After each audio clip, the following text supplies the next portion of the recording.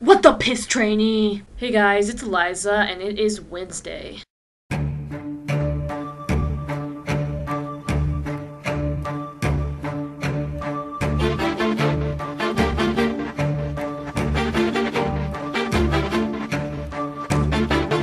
So as the only member of your closet case that was actually in the military, I think my opinion is the best, and you should pretty much ignore everyone else's. So let me give you some background. I was in the United States Air Force from March 2010 to May 2010, which means I served almost 2 months. I only made it to basic military training and left for reasons unassociated with my sexual orientation. Now, to prove to you that I was in the military, let me show you what I'm wearing. This is the PT uniform of the United States Air Force. As you can see, I'm rocking the PT shirt, the PT shorts. Now you gotta tuck it in because if you don't, you're on your face. Also, I'm sporting a lovely little sock bun that would earn me a lot of on my faces because do you see these stray hairs? You gotta gel that shit back, girl! Also, these are my frames of choice, which I would not have been allowed to wear at basic military training because they aren't my BCGs. Now, BCGs stand for Basic Combat Glasses, but they're more commonly known as birth control glasses because they're ugly as hell.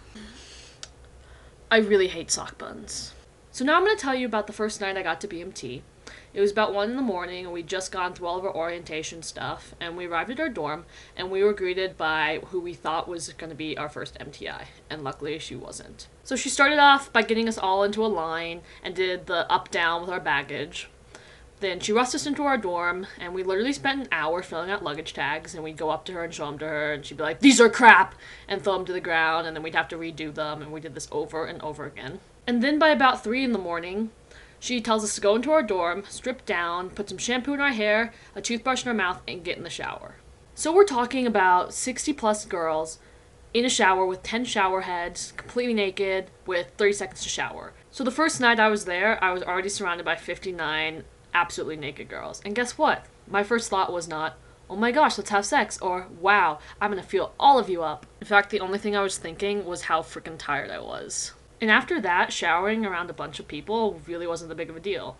In fact, there was just one girl who would sing 303 songs with me in the shower, and we'd be completely stark naked, like up close with our pretend mics going like, "Don't trust a hoe, never trust a hoe, won't trust a hoe, won't trust me." And everyone thought we were really weird, and eventually they were all joining in too, so much so that our MTIs would call us over the intercom and tell us to shut the hell up. In fact, the only time showering around a bunch of girls became an issue was when I was on my way out. So when you're separating from the Air Force, there's this place you're sent to called the 319, and it's a separation door.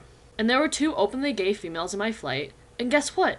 Neither of them were feeling people up in the shower. In fact, the only person who ever felt someone up in the showers was straight. Go figure. So right now, you probably got me pegged as someone who's for the repeal of Don't Ask, Don't Tell. That would make you wrong. A lot of you right now are probably going, "What the hell? You just spent a few minutes telling us how being gay in the military doesn't affect anything." But that's because I didn't tell you the downside to being in the military. Did you know that Don't Ask, Don't Tell was created by a Democratic administration under President Clinton? And that it was actually created to protect homosexuals? So before Don't Ask, Don't Tell, it was completely illegal to be gay, and if you were found out, it was punishable under the UCMJ.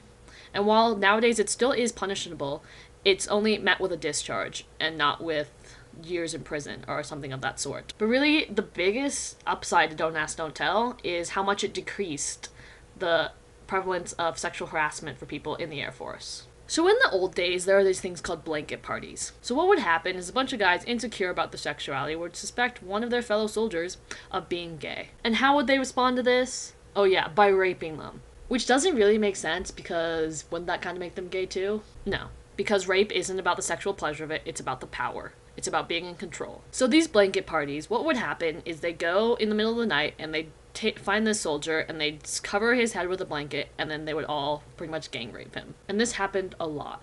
So much so that President Clinton actually used it to defend his proposal of Don't Ask, Don't Tell. And that's not to say that rape still doesn't happen in the armed forces. In fact, I knew 2 people in the Air Force who had been raped. There was this one girl who'd been gang raped at Beast, and she was completely catatonic from it.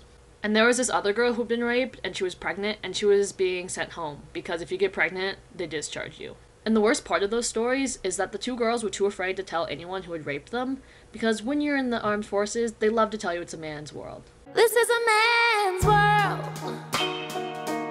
Like how they made us put up the toilet seats. In fact, I have a lovely sexual harassment story of my own. So a few weeks into BMT, we had a class on sexual harassment, and I asked a hypothetical question that ended up with me being interrogated by my commanding officer. So I'd heard 2 stories from my fellow flightmates. One of them had been told by an MTI that he was going to take her upstairs and rape her just like he did to those girls in Vietnam. And another MTI told one of my flightmates that she was a whore and her parents got divorced because of it. So I reported this to my commanding officer, and I filled out a sexual harassment form, which is supposed to be confidential. And then when I got back to my dorm, my MTI was furious. He was like, "What happened to keep it in the family? Why are you going and spilling our dirty laundry all over the place?" Because guess what? They love to tell you that it's confidential, but it's not. And you're gonna get in trouble for it. Which means everyone is afraid to report anything. Which is why I'm more afraid for gay people. I don't think don't ask, don't tell is right, but I think it's better than the alternative. I legitimately think that if gays and lesbians serve openly in the military, they're going to be putting their lives at risk. And sure, serving in the military puts your life at risk from enemies foreign and domestic, but not from the people you're serving with. So until they fix that whole thing in the military where rape and sexual harassment are so prevalent that it's happening from day one, I really don't think that gays and lesbians should want to serve in the military. And that goes for straight people too. Oh, and just a little side note, did you know that being a transsexual or being transgender or being a transvestite is actually considered a mental disorder to the military and can affect your ability to join? I wonder why no one ever discussed that. And if you really think about it, even if we got rid of Don't Ask, Don't Tell, there's still this pesky thing called Article 125 on sodomy, part of the UCMJ, or the Uniform Code of Military Justice, that pretty much says any form of sex besides the missionary position is illegal. The kind of illegal that gets you sent to jail. So even if gays and lesbians are allowed to serve openly in the armed forces, they won't be allowed to have sex without risking going to jail. And really, what's the point of being gay if you don't get to have all the gay sex? Psst, there is no point. Basically what I'm trying to say is I don't want you to join the military. Unless I hate you, that is. Then go ahead.